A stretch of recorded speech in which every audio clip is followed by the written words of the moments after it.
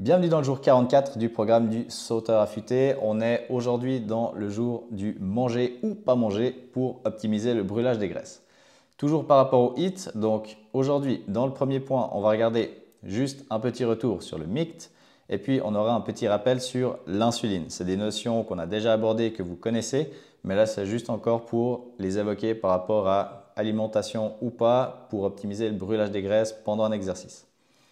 On aura également la formule optimale pour brûler un max de graisse et puis on aura également le FAQ de la semaine 7. C'est le moment de poser vos questions et puis on finira par le défi actif numéro 20.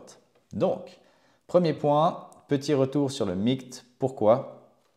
Parce que lorsqu'on part pour un MICT qui est un Moderate Intensity Continuous Training ou en gros l'entraînement d'endurance zone 2, on aura seulement à partir de 90 minutes d'effort un shift qui va s'opérer du brûlage de glycogène au brûlage de graisse. D'accord? Donc, il faudra attendre 1h30 d'effort pour que votre corps ait en gros arrêté de brûler tout ce qu'il y avait dans le frigo pour aller brûler tout ce qu'il y avait dans le congélo, si vous vous rappelez de l'image.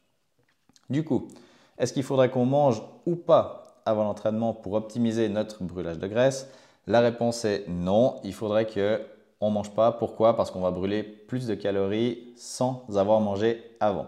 Mais il y a une petite condition là-dessus, c'est qu'il faut qu'on n'ait rien mangé dans les 3 heures qui précèdent l'entraînement. D'accord? Ça, c'est déjà le premier point par rapport au MICT et par rapport à partir de combien de temps on passe du glycogène aux graisses. Ensuite, deuxième point, qui est l'insuline. Petit rappel pour l'insuline. Pourquoi?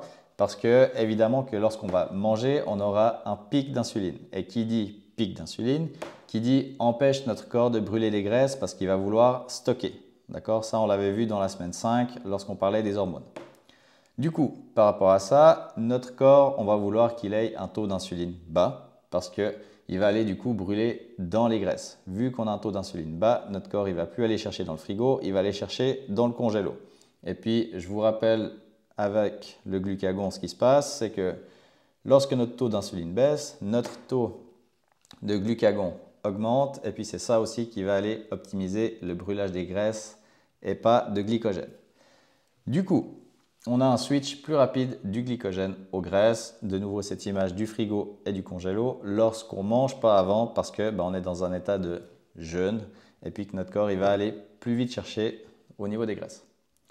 Du coup, si on devait dessiner une formule un peu optimale pour optimiser vraiment le brûlage de graisse pour un entraînement, ça serait la suivante.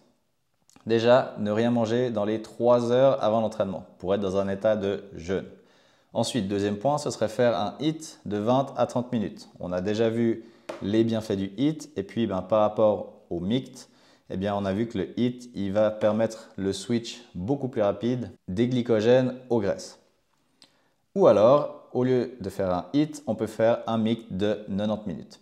Donc voilà, c'est en gros les deux possibilités. En sachant ce que je viens de vous dire, que c'est soit vous partez pour un MICT mais qui vous prendra 1h30 en gros pour que vous ayez le début des résultats de ce que vous attendez, ou alors vous partez plutôt sur un HIIT, c'est ce que je vous propose ici, de 20 à 30 minutes. Donc à vous de voir ce que vous voulez faire. Si vous avez 1h30 à tuer, allez courir pendant 1h30, mais sinon évidemment que l'idéal ce serait de préférer un HIIT. Mais ça marche tout autant si on mange avant, si on met un maximum d'intensité dans l'entraînement. Donc ici, l'intensité elle est plus importante que la durée de l'exercice, d'accord? Dans ce programme, on a eu toute une semaine sur l'alimentation avant les entraînements. Évidemment que ici, si vous voulez vraiment optimiser la chose au maximum, vous pouvez appliquer cette petite formule-là. Mais comme on vient de l'évoquer ici, ça va dépendre de l'intensité que vous mettez. Et évidemment, plus vous allez mettre d'intensité, plus vous allez brûler de graisse. Et du coup, plus vous pouvez aussi vous permettre de manger peut-être un petit truc avant sans devoir vous sécher pendant 3 heures avant un entraînement. D'accord ? Bien, donc toujours dans cette formule optimale, juste 2 points d'attention. Le premier, on ne parle pas ici de performance, mais juste de brûler des graisses.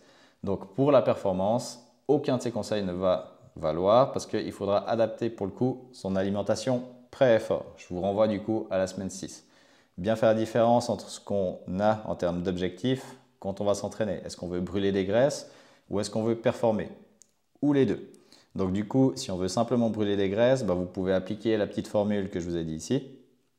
Maintenant, si vous voulez quand même être un minimum performant et puis atteindre, comment dire, une certaine qualité dans vos entraînements, eh bien manger un petit truc avant, ce serait peut-être tout aussi bénéfique. Donc voilà, premier point. Et puis deuxième, pour tout type d'exercice, que ce soit cardio, poids de corps, musculation, etc., le trigger principal pour le brûlage de graisse, ce sera toujours l'adrénaline. Et du coup, je vous renvoie en semaine 5, la semaine des hormones, où on parle d'adrénaline, d'insuline et de glucagon. D'accord? C'est surtout ces 3 hormones qui vont dicter surtout votre brûlage de graisse, au-delà de l'alimentation et de l'entraînement. Et puis de savoir comment utiliser et comment optimiser ces 3 hormones, c'est ce qui sera clé dans votre recherche de perte de poids, de brûlage de graisse. Bien, il est l'heure de poser vos questions lors du FAQ de la semaine 7. Donc vous pouvez poser vos questions dans le FAQ de la semaine 7 dans le forum. Je lis vos questions tous les jeudis de chaque semaine et j'y réponds par écrit ou vidéo le vendredi. Et puis évidemment que les questions tardives sont abordées dans les réponses de la semaine suivante. Donc si je reçois des réponses du vendredi au dimanche, elles seront traitées dans le FAQ de la semaine d'après. Voilà. Ça, c'est tout pour le FAQ. Et puis, on va passer au défi actif numéro 20, qui est le suivant. Faire 10 squats toutes les 2 heures sur toute la journée. Sachant que votre journée commence à 8 heures pour ce défi et se finira à 22 heures.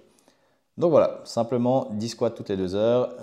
Si vous voulez faire plus, libre à vous de faire plus, mais ce serait le minimum à faire pour aujourd'hui. Bien.